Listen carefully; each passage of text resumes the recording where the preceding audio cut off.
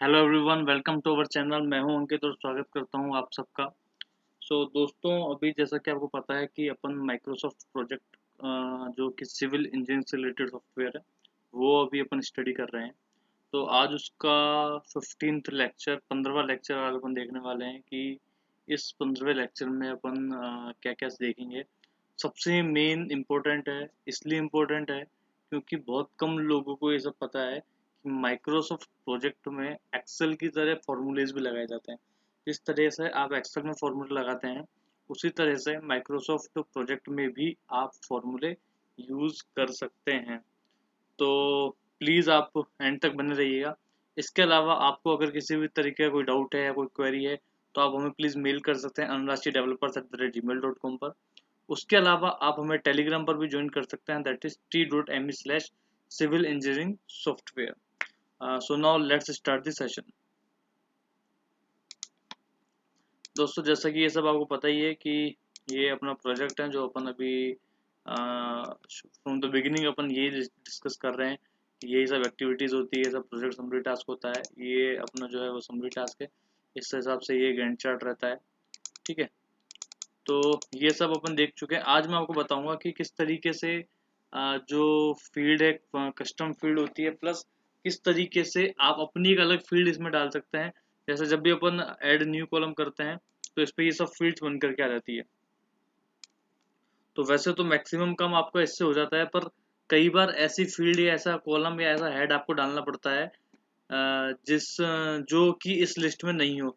तो आज अपन देखेंगे किस तरीके से जो फील्ड है वो कस्टम होती है, मतलब अपन अपने हिसाब से जो फील्ड है वो बना लें। दूसरा, उसमें अपन फॉर्मूलेस किस तरीके से लगाते हैं। तो उसके लिए क्या है दोस्तों, सबसे पहले अपन को किस में जाना है, अपन को प्रोजेक्ट में जाना है। प्रोजेक्ट में जाने के बाद में अपन को यहाँ कस्टम फील्ड पर क्लिक करना है। सिंपल, कस्टम फील्ड पर अपन ने जैसे क्लिक किया दोस्तों, ये दो तरीके का बन के आ रहा है। सबसे पहले तो इसका टाइप है कि ये टेक्स्ट टाइप होगा, या कोस्ट होगा, या डेट होगा, या ड्यूरेशन होगा, या फिनिश होगा, या फ्लैग होगा, या नंबर होगा, या स्टार्ट होगा, या टेक्स्ट, या आउटलाइन कोड। ठीक है, तो सबसे पहले मान के चल लेते हैं कि अपन को एक टेक्स्ट फील्ड डालनी है। उसके अलावा दो तरीके का होता है कि टास्क के लिए है कि रिसोर्सेज के लिए है। तो जनरली अपन ये जो लेते हैं कस्टम फील्ड, वो जनरली अपन टास्क के लिए लेते हैं। अब दोस्तों, इसमें दे रखा है टेक्स्ट 1। टेक्स्ट मतलब कि इसमें कुछ टेक्स्ट आएगा। तो जैसा मान लीजिए कई बार क्या होता है कि कोई एक्टिविटीज है, तो अपन उसको लिखना चाहते हैं कि मान लीजिए कि किस कैटेगरी की है। ठीक है, तो अपन ने इसमें डाल दिया कैटेगरी। कैटेगरी को अपन ने मान लीजिए कर दिया ओके। तो ये टेक्स्ट 1 अब नहीं आएगा, टेक्स्ट 1 की जगह क्या आएगा, कैटेगरी लिखा हुआ आएगा दोस्तों। ठीक है, उसके बाद मान लीजिए हर एक वर्क की अपनी एक यूनिट होती है। मान लीजिए टास्क ए है, तो टास्क ए की यूनिट क्या है, टास्क बी की यूनिट क्या है। मान लीजिए 53 में डेज, मान लीजिए टास्क बी की जगह कॉन्क्रीट है, तो कॉन्क्रीट की कुछ यूनिट होगी, दैट इज क्यूबिक मीटर। तो अगर अपन उस कैटेगरी उस लिस्ट में देखते हैं, अगर अपन को यूनिट का कॉलम इंसर्ट करना है, तो अपने पास ये नहीं रहेगा कि यूनिट अपन सीधा डाल सकें उस लिस्ट में से। इसके लिए भी अपन इसको सीधा कस्टम कर लेते हैं, दैट इज यूनिट। ओके, और फिर अपन इसको ओके कर देते हैं। फिर अपन मान लीजिए टेक्स्ट के बाद अपन बनाते हैं, मान लीजिए नंबर है। हर एक एक्टिविटी का अपने एक स्कोप होता है। मान लीजिए कमेंस ऑफ वर्क है और टास्क ए है। टास्क ए के लिए कि 5 डेज में वर्क तो होना है, पर इसकी स्कोप कितनी, स्कोप मतलब कि ये कितना वर्क है टोटल, कितना वर्क है, इसका मतलब कि अपन इसको मान लेते हैं स्कोप। ठीक है, ये स्कोप हो गया। स्कोप के बाद अपन बोलते हैं कि इसमें से कितना काम एग्जीक्यूट हो गया। तो अपन इसको कितना डाल सकते हैं, इसको अपन डाल देते हैं एग्जीक्यूटेड। ठीक है, इसके बाद अपन डाल देते हैं कि इसमें से बैलेंस कितना बचा है। तो मान लीजिए ये बैलेंस हो गया, मतलब कितना स्कोप थी, कितना एग्जीक्यूट हो गया, और कितना अभी बैलेंस वर्क बचा है। तो ये जस्ट एक मैं आपको बता रहा हूँ कि आप फील्ड्स को कस्टमाइज कैसे कर सकते हैं खुद के हिसाब से। ठीक है, अभी अपन मान लीजिए कोस्ट, वैसे तो इसकी कोस्ट आती है, पर अपन को मान लीजिए कि कोस्ट किसी और तरीके से चाहिए। मान लीजिए कोस्ट ऑफ वर्क है। ठीक है, अगर अपन सिंपल कोस्ट डालते हैं, तो देखिए, तो ये ऑलरेडी फील्ड है, ये फील्ड ऑलरेडी इसके अंदर है। तो अपन को कोस्ट नहीं डाल करके अपन डाल देते हैं कोस्ट ऑफ वर्क। ठीक है, कि जो टास्क ए है, इसका जो कॉस्ट ऑफ वर्क आएगी, उसकी कॉस्ट कितनी आएगी, इसको अपन ने इस तरीके से डाल देते हैं। ठीक है, अब ये सब अपन कर देते हैं ओके। अब अपन एक एक करके चालू करते हैं कि किस तरीके से क्या क्या हो सकता है। तो सबसे पहला अपन अगर मान के चलें तो सबसे पहले अपन ने टेक्स्ट डाला था, तो अपन एक बार टेक्स्ट वाले सारे डाल देते हैं। स्कोप आ गया, ठीक है। इसके अलावा ये अपन हटा देते हैं, अभी के लिए डिलीट कर देते हैं क्योंकि यहाँ कुछ भी नहीं है, ठीक है। इस तरीके से ही स्कोप आ गया, फिर एग्जीक्यूटेड आ गया, ठीक है। ये एक्चुअली मेरा पहले का इंसर्ट किया हुआ है तो वो ये वही शो कर रहा है। और फिर ये आ गया बैलेंस, ठीक है।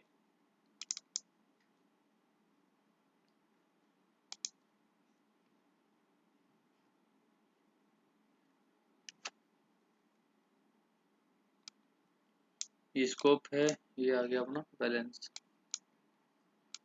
ठीक है। फिर एक था अपना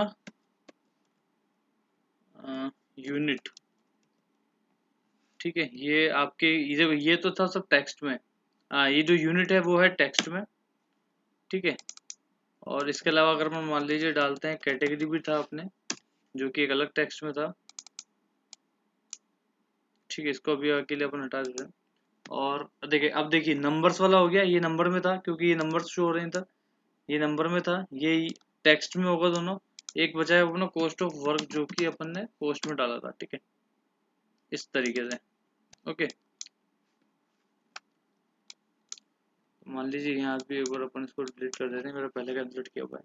अब आप इसको एक बार समझने की कोशिश करना दोस्तों। क्या होता है कि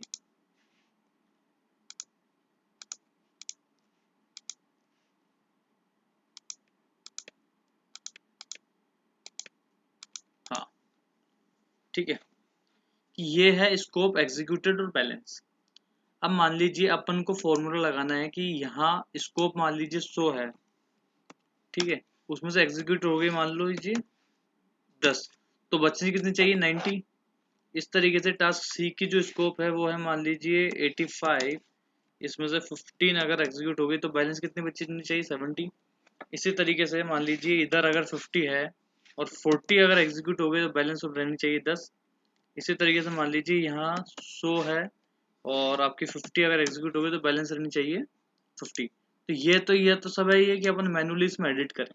अगर अपन को उसमें मैनुअली एडिट नहीं करना तो अपन को बैलेंस के कस्टम फील्ड में जाना है, ठीक है। सिंपल अपन को फॉर्मूला लगाना है, ठीक है। इसमें आएगा कि any existing data in the balance field will be discarded as all the values will now be calculated by the formula. मतलब अगर कोई एग्जिस्टिंग वैल्यू है बैलेंस वाले कॉलम में तो वो अपने आप डिस्कार्डेड हो जाएगी, क्योंकि अब सारी वैल्यूज जो अपन बैलेंस वाले कॉलम में डालेंगे या कॉलम में आएगी वो फॉर्मूले से कैलकुलेट आएगी। To enable the formula and replace all the data in the balance field with the calculated values, click okay. अपन ने ओके कर दिया और अब अपन ने फॉर्मूला लगा दिया। फॉर्मूला अपन किस तरीके से लगाएंगे कि ये बैलेंस है, ठीक है। इसको बैलेंस कैसा आएगा, स्कोप माइनस एग्जीक्यूटेड। स्कोप कहाँ में है, टाइम में मिलेगा अपन को, नंबर में मिलेगा। तो ये अपन ने नंबर डाल दी, इसमें भी किसमें कस्टम वाले में मिलेगा और कस्टम में भी ये आ गया। अब सिंपल अपन माइनस ऐसे भी लगा सकते हैं, ऐसे क्लिक करके भी, और अपना जो कीबोर्ड है उससे भी माइनस लगा सकते हैं। वापस से स्कोप माइनस एग्जीक्यूटेड, एग्जीक्यूटेड अपन को वही नंबर में आएगा और नंबर में आने के बाद कस्टम नंबर में आएगा और उसके बाद एग्जीक्यूटेड आएगा, ठीक है। सिंपल बैलेंस का फॉर्मूला क्या होगा, स्कोप माइनस एग्जीक्यूटेड। भाई कि कितना बैलेंस का पता लगेगा कि इसको इतना कर, इसको मतलब क्या होता है कि इतना काम आपको करना था, इतना काम आपको करना था। स्कोप माइनस एग्जीक्यूटेड, ये अपन ने ओके किया, ठीक है। एग्जिस्टिंग डेटा ये सब दिखा रहा है, ठीक है। इसको अपन ने ओके कर दिया और ये अपन ने ओके कर दिया। तो अब क्या है देखिए कि 100 minus 10 is equal to 90, 85 minus 15 is equal to 70। अब अगर अपन इसमें मान लीजिए 100 डाल देते हैं या 100 एंटर कर देते हैं तो ऑटोमेटिकली इसमें 100 आ गया, क्योंकि इधर अपन ने 0 डाला हुआ है। पर अगर अपन इसमें 40 एंटर कर देते हैं तो यहाँ पर क्या आ जाएगा, 60 आ जाएगा। तो इसका मतलब क्या हुआ कि एमएसपी में अपन डायरेक्ट फॉर्मूला लगा सकते हैं। अगर मान लीजिए यहाँ किसी की 70 की स्कोप है और 35 एग्जीक्यूट हो गया तो बैलेंस इज 35, ठीक है। सिंपल है। तो इसका मतलब क्या हुआ कि अपन जिस तरह से एक्सेल में फॉर्मूला लगाते हैं उसी तरीके से अपन एमएसपी में भी फॉर्मूला लगा सकते हैं, फॉर्मूला यूज कर सकते हैं। सिंपल है। ठीक, इसके अलावा अपन सोचें कि इन सब का अपन को सम इधर मिल जाए, इन सब का सम अपन को इधर मिल जाए और इन सब का सम अपन को इधर मिल जाए और इन तीनों का सम अपन को प्रोजेक्ट में मिल जाए, तो कितना आसान काम हो जाएगा। इसके लिए क्या करते हैं कि मान लीजिए ये है स्कोप वाला कॉलम, इस पे कस्टम फील्ड्स में गए, इस पे अपन ने रोल डाउन किया, ठीक है, सॉरी ये रोल अप जैसे अपन करते हैं तो मैक्सिमम ये ड्रैग एंड ड्रॉप वाले कई चीजें पूछ रहा है कि आप इसमें क्या यूज करना चाहते हैं। अपन चाहते हैं कि अपन को इसका सम मिल जाए, ठीक है। अपन क्या चाहते हैं कि 50 और 70 कितना होता है, 120 होता है, तो 120 इधर आ जाए, 100 85 100 200 और 285 285 285 इधर आ जाए, 25 इसके अलावा 100 इधर आ जाए। तो जैसे ही अपन इसको सम पर क्लिक करते हैं और ओके करते हैं तो बिल्कुल 100 का 100 आ रहा है, 120 का 120 आ रहा है, 285 का 285 आ रहा है। एक इसमें पॉइंट क्या होता है कि आप इसको ऐसे सीधा कॉपी पेस्ट नहीं कर सकते इधर की, और आपने इधर सीधा कॉपी पेस्ट कर दिया, ये कभी नहीं हुआ। स्कोप के लिए आपने अलग से किया है, वापस से आप एग्जीक्यूटेड में जाएंगे, रोल अप में जाएंगे और सम में जाएंगे और ओके करेंगे तो एग्जीक्यूटेड का आ जाएगा। इसी तरीके से अगर आपको बैलेंस का निकालना है तो वही सब कुछ होगा। बैलेंस के लिए भी रोल अप में जाएंगे और सम में जाएंगे, ठीक है, और ओके कर देंगे तो ये आ जाएगा कि 505 में से अगर 190 बचता है तो 315 आता है। वैसे भी आप देख सकते हैं कि 505 में से अगर 190 आता है तो 315 ही आता है। इसके बाद अगर अपन देखते हैं, ये तो बात हो गई देखो नंबर की, ठीक है, ये नंबर्स हैं। इसके बाद अगर अपन देखते हैं दोस्तों तो एक रहता है कि मान लीजिए टास्क ए है, टास्क ए मान लीजिए कंक्रीट वर्क है तो उसकी यूनिट हो गई मान लीजिए क्यूबिक मीटर। टास्क बी मान लीजिए फ्लोरिंग वर्क है तो इसकी यूनिट अगर अपन को डालनी है तो इसको स्क्वायर मीटर। तो इस तरीके से अपन अपने हिसाब से हर एक टास्क की यूनिट इसमें डाल देते हैं। मान लीजिए टास्क सी कुछ है जिसकी यूनिट है रनिंग मीटर, तो अपन ने आरएमटी डाल दिया। तो ये एक बेनिफिट है अपन को कि अपन किस हिसाब से जो इसके फील्ड्स हैं उनको कस्टमाइज कर सकते हैं। इसके बाद अपन मान लीजिए कैटेगरी डाल देते हैं, मान लीजिए task A B C category A में आते हैं तो अपन ने इसको ए में डाल दिया, ठीक है। बाकी जो आता है वो टास्क बी कैटेगरी बी में आता है, एक कैटेगरी सी में आता है, एक कैटेगरी डी में आता है, एक कैटेगरी ई में आता है। मतलब इस तरीके से अपन अलग से भी कुछ एंटर कर सकते हैं। इसके अलावा कॉस्ट ऑफ वर्क क्या होता है दोस्तों कि मान लीजिए पर्टिकुलर काम की कोई कॉस्ट है, ठीक है। मान लीजिए टास्क ए है, ओके, इस टास्क ए की कॉस्ट आ रही है आपके 5,000 रुपये, तो ये आपने 5,000 रुपये एंटर करी। इसी तरीके से कोई कॉस्ट है उसकी कॉस्ट आ रही है मान लीजिए एक्टिविटी की 4,000 रुपये, किसी की आ रही है 2-3 हज़ार रुपये, किसी की आ रही है मान लीजिए 2,200 रुपये, कोई एक्टिविटी और है जिसकी आ रही है 1,800 रुपये। तो इस तरीके से आप इसमें कॉस्ट ऑफ वर्क भी एंटर कर सकते हैं। कॉस्ट ऑफ वर्क एंटर करने के बाद में आप सिंपल इसमें वही फॉर्मूला लगा सकते हैं, रोल अप किया और सम किया और ओके किया, ठीक है। यह तो आ गया सम का फॉर्मूला। अगर आपको लगाना है कि नहीं मुझे मैक्सिमम बताना है कि मुझे मैक्सिमम कहाँ मिल रहा है, ठीक है, ये मैक्सिमम कितना है इनमें से, तो सिंपल आपका ये मैक्सिमम आ जाएगा, ठीक है, दैट इज 5,000। तो ये सिंपल ओवरऑल देखिए 5,000 ओवरऑल प्रोजेक्ट का गया। अगर इसमें अपन मैक्सिमम देखेंगे इस समरी टास्क में तो इसमें मैक्सिमम आएगा 5,000। इस तरीके से अगर अपन जो सेकंड नंबर का समरी टास्क है उसमें मैक्सिमम देखते हैं तो 3,000, इसमें देखते हैं मैक्सिमम तो 1,800। तो इसका मतलब क्या हुआ, जो फॉर्मूला अपन लगाते हैं वो हर तरीके से समरी पे, एक्टिविटीज पे और प्रोजेक्ट समरी पे मतलब ओवरऑल में लगता है, ठीक है। इस तरीके से अगर अपन को इसका एवरेज देखना हो तो एवरेज भी हर एक समरी का अपने आप आ जाएगा ऑटोमेटिकली और प्रोजेक्ट का अलग आ जाएगा, ठीक है दोस्तों। इस तरीके से आप और भी चीज़ें इसमें देख सकते हैं, सम है सब ये है। इसके बाद एक चीज़ और आती है कि मान लीजिए कॉस्ट ऑफ वर्क आ गई आपके। कॉस्ट ऑफ वर्क को आप किस तरीके से और रिप्रेजेंट कर सकते हैं कि मान लीजिए आपने इसमें कुछ लीजेंड्स लगा दिए, ठीक है, इसको आप मान लीजिए कुछ ग्राफिकल इंडिकेटर्स बताना चाहते हैं। कॉस्ट ऑफ वर्क की वैल्यू अगर इक्वल टू 5,000 है और ग्रेटर देन है और लेस देन है, ठीक है, तो ये वापस से 5,000 और 5,000। अब देखिए अगर मान लीजिए इक्वल टू 5,000 है तो मान लीजिए मैं कुछ इस तरीके का इंडिकेटर दूंगा जो एकदम फ्लैट होगा, अगर मान लीजिए ग्रेटर देन 5000 है कॉस्ट, तो कॉस्ट ज़्यादा आ रही है, इसका मतलब ये कुछ गुस्सा सा हो गया। मान लीजिए अगर ये 5000 से कम है तो ये खुश है, ये हैप्पी है। तो इस तरीके से अगर मान लीजिए मैं एक इसमें कमांड देता हूँ और मैं अगर इसको ओके करता हूँ दोस्तों, तो देखिए मैक्सिमम में ये स्माइल ही कर रहा है, इसका मतलब 5000 से कम है। और यहाँ अगर आप वैल्यू देखते हैं तो यहाँ वैल्यू आ रही है आपकी 5000। अगर मैं यहाँ 8000 कर देता हूँ मान लीजिए, तो ये गुस्सा हो जाएगा। यहाँ मैं अगर 6000 कर देता हूँ, 6500 कर देता हूँ, तो यहाँ भी ये गुस्सा हो जाएगा। यहाँ अगर मैं 5000 ही कर देता हूँ तो यहाँ पर ये, तो इसका मतलब ये एक तरीके से इफेक्ट वाला लगा हुआ है फॉर्मूला, ठीक है।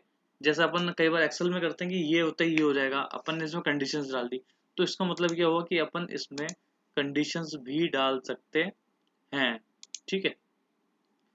इसको आप डिलीट कर सकते हैं बाद में जैसे भी आप चाहें। तो इसके अलावा अगर आपको कोई और फॉर्मूला अगर जैसे देखना है कॉस्ट ऑफ वर्क में, ठीक है, तो आप और भी फॉर्मूले देख सकते हैं। अगर आपको एंड और नोट इंपोर्ट फॉर्मूला अगर कुछ करना है प्रोजेक्ट टू प्रोजेक्ट का। इसके अलावा आप इसमें कुछ फंक्शंस में और देखना चाहते हैं और फील्ड है, ठीक है। तो इन सब में अगर आप किसी भी तरीके का कोई और फॉर्मूला अगर यूज़ करना चाहते हैं तो आप इसमें कर सकते हैं, ये आप R&D आप इसमें करेंगे इस पर्टिकुलर चैप्टर में, ठीक है दोस्तों। तो उम्मीद करता हूँ आपको ये वीडियो बहुत पसंद आया होगा। अगर आपको किसी भी तरीके से कोई भी डाउट है या कोई इंक्वायरी है तो आप हमें anrashidevelopers@gmail.com पर मेल कर सकते हैं।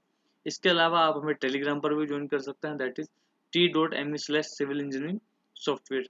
दोस्तों इससे पहले वाले वीडियो में मैंने आपको बताया था कि अभी अपन MSP के साथ साथ प्राइमवेरा भी स्टार्ट कर रहे हैं। प्राइमवेरा के लिए ऑलरेडी मैं जो डेमो वीडियो है, जो प्रोमो वीडियो है, वो मैं ऑलरेडी दे चुका हूँ।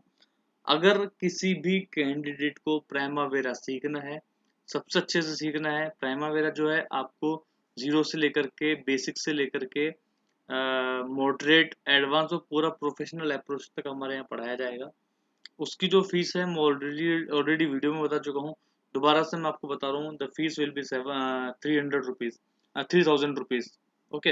इसके लिए आपको 45 डेज का पूरा कोर्स रहेगा, आपको लाइफ टाइम मेंबरशिप असेस रहेगी, आपको रिकॉर्डिंग लेक्चर्स भी आपको मिलेंगे।